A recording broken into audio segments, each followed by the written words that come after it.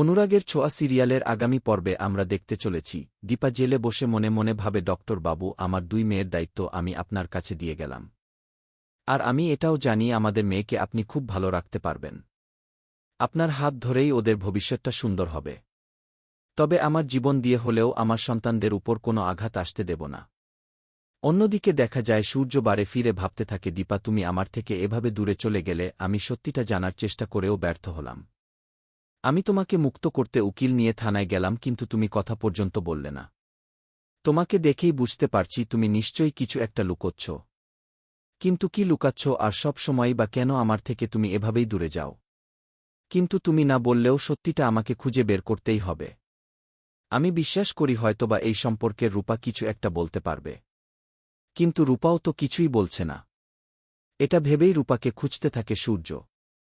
তবে রূপাকে দেখা যায় সেনগুপ্ত বাড়ির ঠাকুর ঘরে গিয়ে কান্না করতে করতে রূপা বলতে থাকে ঠাকুর আজকে মায়ের অবস্থার জন্য আমি দায়ী।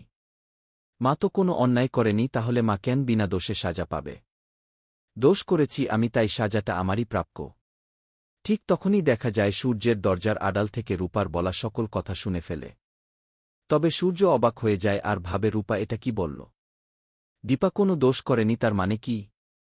রূপা আবারও বলতে থাকে আমার মা আমাকে দিব্যি দিয়েছে তাই আমি তো কাউকে বলতেই পারছি না সেদিন আমার সাথে কি হয়েছিল।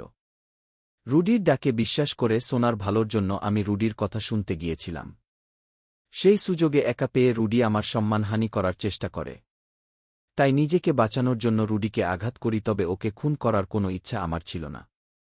কিন্তু ভুলবশত আমার হাতেই রুডি মারা গেছে আর আমাকে বাঁচাতে মা সব দোষ নিজের কাঁধে তুলে নিয়েছে।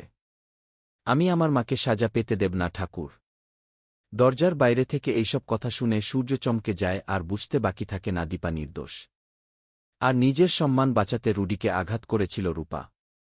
তাই রূপার কোনো দোষ নেই সব দোষ ওই রুডির। সূর্য যেন এভাবেই আসল সত্যিটা জানতে পেরে দীপকের নির্দোষ প্রমাণ করতে পারে। তোমরাও কি এটাই চাও অবশ্যই কমেন্টে জানাও। আর অনুরাগের ছোঁয়া সিরিয়ালের সকল আপডেট পেতে চ্যানেলটি সাবস্ক্রাইব করে রাখুন।